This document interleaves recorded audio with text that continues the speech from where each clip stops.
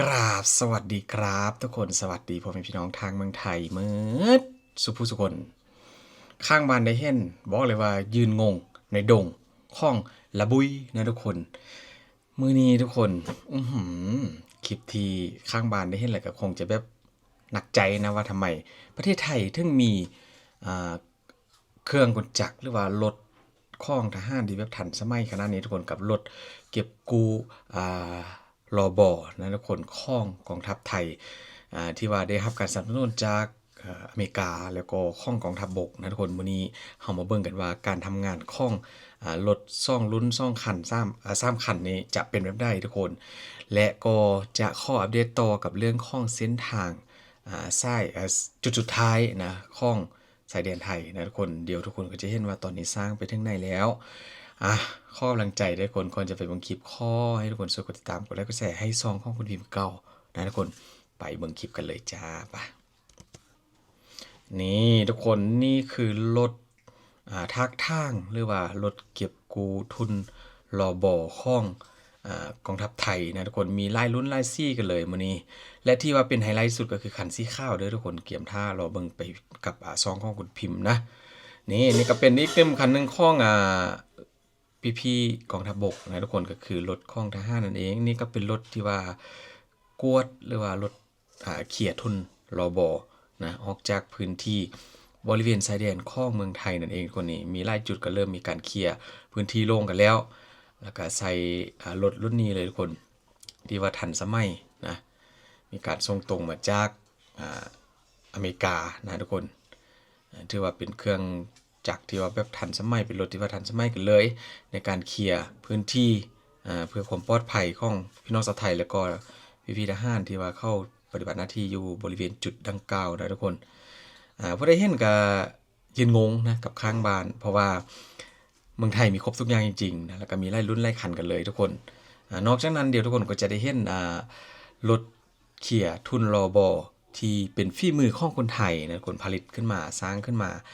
รอท่าติดตามเดี๋ยวจะได้เห็นนำกันทุกคนก่อนอื่นมาทำมาเบิ่งไล่ๆมุมเหมือนก่อนว่ารถแต่ละรุ่นแต่ละคันที่กองทัพบกมีนี่มันทำงานกันยังไงนะทุกคนอันนี้ก็เป็นคล้ายๆกับรถเกตดินนะทุกคนแต่ว่าเขาเรียกว่ารถทักทางรถเขี่ยทุนรอบออกจากพื้นที่นี่จุดที่ว่าเป็น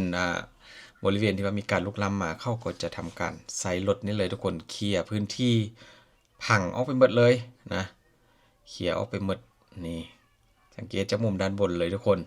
เพราะว่าพื้นที่จุดนี้เขาบอกว่าเป็นอย่างเป็นพื้นที่ของเมืองไทยนะก็มีการเคลียร์ออกโดยรถที่ว่าไล่คนขับที่ว่าข้างบ้านทึ่งก็คือแบบรถ3รุ่น4รุ่นที่เมืองไทยเอาไปใส่กองทัพไทยไปใส่นี่ก็คือเป็นรถที่ว่าบังคับโดยรีโมทหรือว่าไล่คนขับนั่นเองทุกคนข้างบ้านโฮก็อึ้งเลยนะนี่แหละทุกคนคือรถที่ว่าเป็นฝีมือของคนไทยผลิตเองสร้างเองก็คือรถเคียร์ทุนข้องรอบอนั่นเองทุกคนจะเป็นเหมือนกับรถข้องอะไรนะข้องต่างประเทศข้องอเมริกาเลยนะคนคันสีข้าวมันจะมีคล้ายๆกับลูกเหล็กอยู่ด้านหน้าแล้วเวลาใช้งานก็จะเป็นลูกเหล็กที่ว่ามุ่นสลับกันฟาดลงกับพื้นดินนะทุกคนเหมือนกับว่าทุบรอบอที่ฝังอยู่ใต้ดินนะให้มันเกิดการแตกนะทุกคนทำลายนั่นเองทุกวันนี้ก็เป็นฝีมือของคนไทยที่ว่ามีการเคลื่อนย้ายทุกคนขึ้นรถลากรถแก่ไปนะเห็นบอกเป็นยังไงทุกคนเป็นลูกเหล็กที่ว่ามีน้ำหนักสมควรคนที่ว่ามีโซ่รัดที่ว่ายอดลงมานี่เนี่ยนี่ในคลิปเขาว่าเป็นฝีมือของคนไทยผลิตเองเป็นรถรุ่นที่ว่ากำลังอยู่ในการทดลองนะคนคันนี้อาจจะเตรียมค้นไปบริเวณหน้าแนวหรือบอกกับบนในใจเธอทุกคนเพราะว่าเดี๋ยวบ่พิมพ์ไป5คลิปมาถ้าเจอรถคันนี้ไปทำหน้าที่อยู่ที่ชายแดนเราจะเอาคลิปมาให้ดูทุกคนเพราะว่าเป็นฝีมือของไทยที่ว่าโหยใครเห็นกระตองอิซ่าแน่นอนทุกคนเพราะว่าเมืองไทยทำอะไรกับแบบสุดๆอยู่แล้วนะรถรุ่นนี้ก็เป็นอีกเต็มคันหนึ่งที่เห็นหลายคนอึ้งแน่นอนน้องข้าวของเฮาทุกคนก็คือว่าเคลียร์ไปเรื่อยๆไล่ทีไล่จุดกันเลยที่ว่ายังต้องได้ไซเพราะว่ามันเป็นพื้นที่บริเวณชายแดนที่ว่าค่อนข้างจะกวางกันเลยนะนี่จุดที่มีการห้ามนักข่าวห้ามประชาชนห้ามคนที่แบบบ่มีหน้าที่นี่ก็แบบบ่ต้องเข้าไปไกลนะทุกคนเพื่อว่าป้องกันบ่ให้เกิดนี่อันตรายเองเพื่อว่าพื้นที่ที่ว่าเคลียร์แล้วก็จะเป็นการทำแบบ ใส่ลวดน้ำล้อมไว้ทุกคนมาต่อกันก็คือการทำถนนจุดสุดท้ายแล้วทุกคนถือว่าบ่ถึง100 เมตรแล้วนะตอนนี้ก็รถแมคโครไล่ๆคันก็จอดพักผ่อนบางคันก็ทำหน้าที่ต่อนอกจากนั้นก็จะมีพี่น้องชาวไทยแล้วก็พี่ๆทหารนะคอยไปให้กำลังใจแล้วก็ดูแลความปลอดภัยทุกคนให้กับขบวนรถแมคโครของประชาชนคนไทยที่ว่าเข้าไปช่วยกันสร้างถนนสายแดนในจุดดังกล่าวทุกคนจุดนี้ก็ถือว่าสำคัญสุดๆนะนี่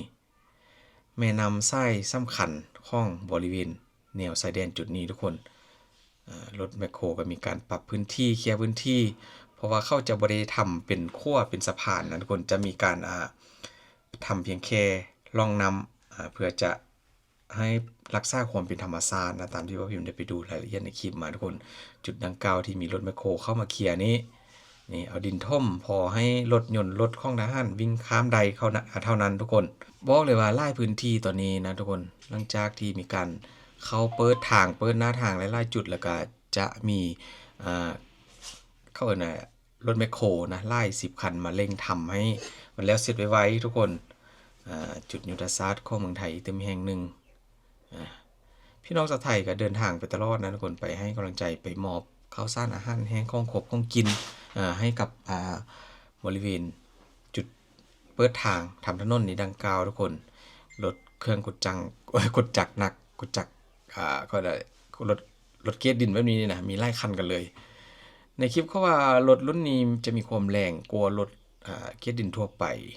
ใช่ไหมทุกคนที่ว่าเขาบอกนี่แบบจุดได้ที่ว่าหนักๆสิรถรุ่นนี้สามารถเข้าไปเคลียร์พื้นที่ให้เรียบร้อยหมดไม่มีแรงดันสูงนะแรงดันที่ว่าแห้งกันเลยนะจะได้กันหลอดท่าบางทุกคนหลังจากที่ว่าสร้างเสร็จมายุทธศาสตร์จุดเส้นทางจุดนี้จะเป็นอีกจุดหนึ่งที่ว่าสำคัญหลายของบริเวณชายแดนไทยให้กับเราทหารทุกคนนี่พี่ทหารพรานแล้วก็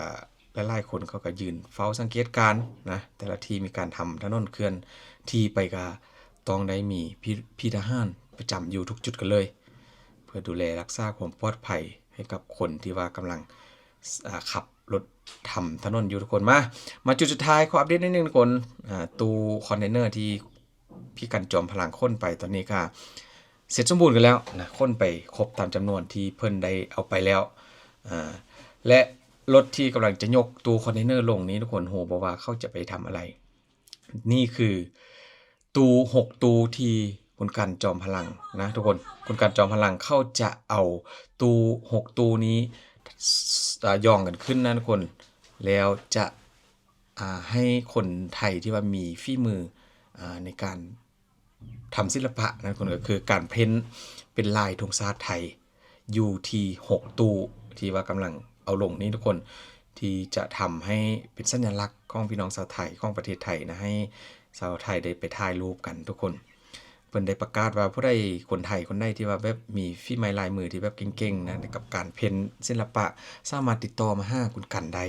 เดี๋ยวเขาก็จะมีแบบน้ำจิตน้ำใจให้เล็กๆน้อยๆนะคนกับการเพ้นธงชาติไทยใส่กับตู้คอนเทนเนอร์จำนวน6ตู้ทุกคนผู้ใดมีฝีมือก็ลองไปสมัครกันเบิ่งลองไปทำกันดูทุกคนเป็นประวัติศาสตร์ให้กับเพื่อนแผ่นดินไทยอีกตึมสิ่งหนึ่งนั่นเองทุกคนเมื่อนี้ก็มีประมาณสัก3เรื่องทุกคน3คลิปไหมทุกคนได้เบิ่งนะหลักๆก็คือเรื่องของทหารไทยใส่รถไล่คนขับหรือว่ารถทักทางทุนรอบออกจากพื้นที่ทำให้ข้างบ้านได้แต่ยืนมองอยู่ที่บริเวณใกล้เคียงนะทุกคนผู้ใดก็คงจะได้เห็นกันแล้วว่าข้างบ้านเขายืนมองเพราะอะไรยืนแบบงงๆนะทุกคนว่า